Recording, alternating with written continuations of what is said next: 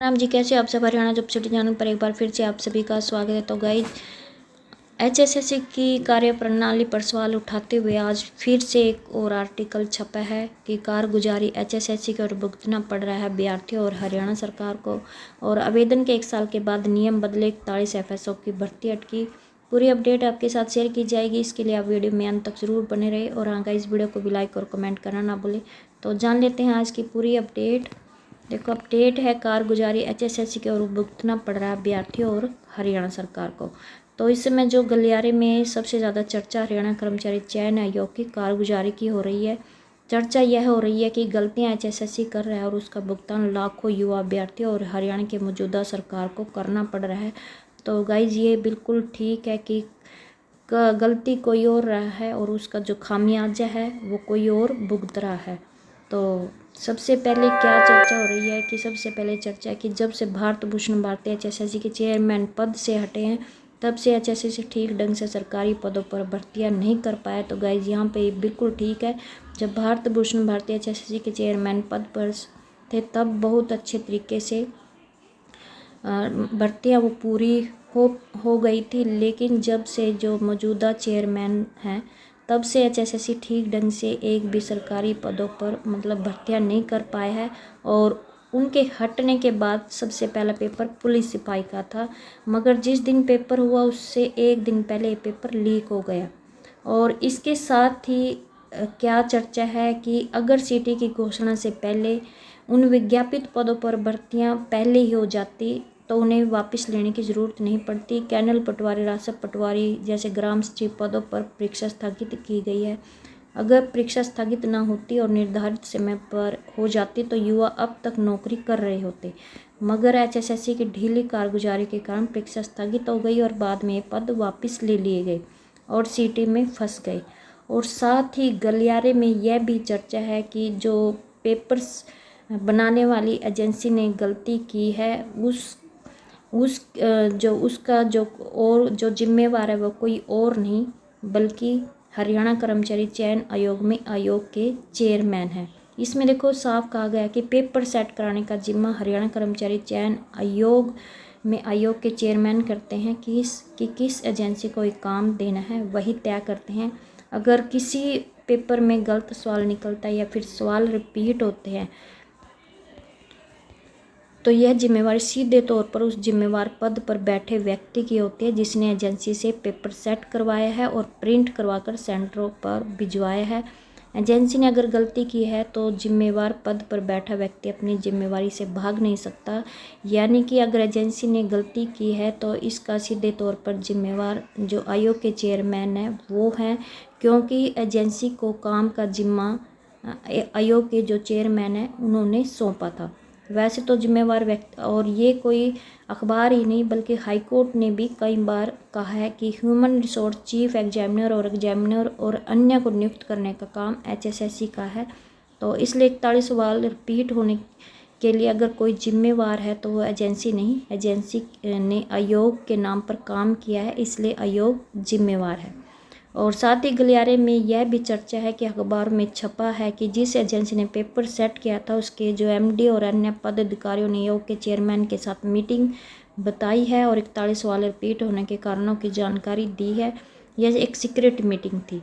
तो अखबारों में ये सीक्रेट मीटिंग में हुई चर्चा कैसे लीक हुई है, तो इसको लेकर कहा गया कि ये सीक्रेट चर्चा इसलिए लीक की गई ताकि जिम्मेवारी एजेंसी पर डाली जा सके।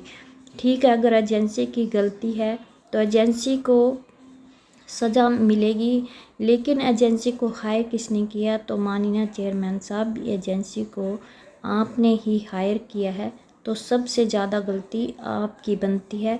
इसलिए आपको अपनी गलती को 41 वाले रिपीट मामले में अपनी गलती को मानना चाहिए था। लेकिन आयोग क्या है, जिम्मेवारी से बच रहा है, अपनी गलती नहीं मान रहा है। और साथ ही यहाँ पे ये भी चर्चा है कि एचएसएससी के इतिहास में ये पहली बार हुआ कि सोशल मीडिया चलाने वाले यूट्यूबर की सीधी एंट्री एचएसएससी में हुई है। इसे एचएसएससी की पारदर्शी भर्ती प्रक्रिया के तौर पर बताया जा रहा है। पारंपरिक मीडिया से पहले यूट्यूबर के पास आयोग की सूचना होती है। तो ग्रुप सी के सीटी को क्वालिफाई करने की मुहिम वे सभी युवा चला रहे हैं जो पास तो हो गए हैं, मगर उनके स्कोर है वो काफ़ी कम है। वैसे जिस दिन से 41 वाले रिपीट हुए हैं उस दिन से योग लगभग चुप है, क्योंकि मामला हाईकोर्ट में लंबित है। उसको लेकर जो सुनवाई है वो 1 सितंबर को होनी है। उसके बाद यह योग कुछ स्थिति स्पष्ट करेगा।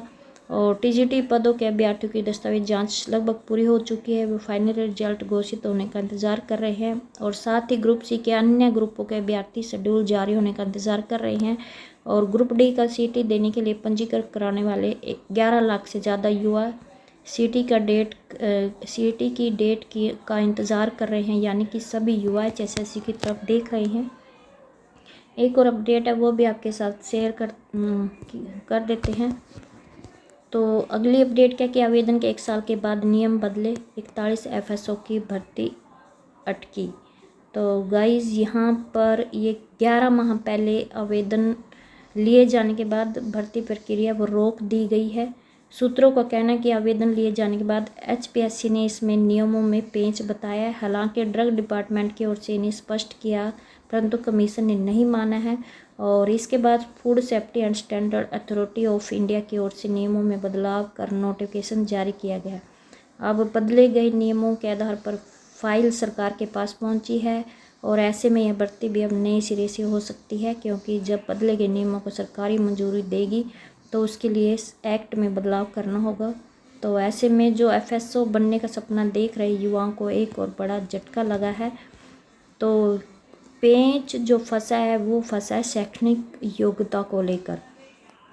तो और इसको लेकर करीब 1 दर्जन याचिका पंजाब एवं हरियाणा हाईकोर्ट में भी पहुंची थी। एफएसएसआई की ओर से नोटिफिकेशन होने के बाद अब स्पष्ट किया गया कि यह भी मास्टर इन मेडिसिन रहेगा, यानी कि पहले जो शैक्षणिक योग्यता में फूड टेक्नोलॉजी या डायरी टेक्नोलॉजी या बायोटेक्नोलॉजी या ऑयल टेक्नोलॉजी या एग्रीकल्चर साइंस या वेटरनरी साइंस या फिर बायोकेमिस्ट्री या माइक्रो या मास्टर डिग्री केमिस्ट्री या फिर मेडिसिन डिग्री तय की गई थी, लेकिन इनमें जो पेंच था वो मेडिसिन डिग्री को लेकर फंसा हुआ था। अब इसको लेकर स्थिति स्पष्ट हो गई है कि यह मास्टर इन मेडिसिन रहेगा।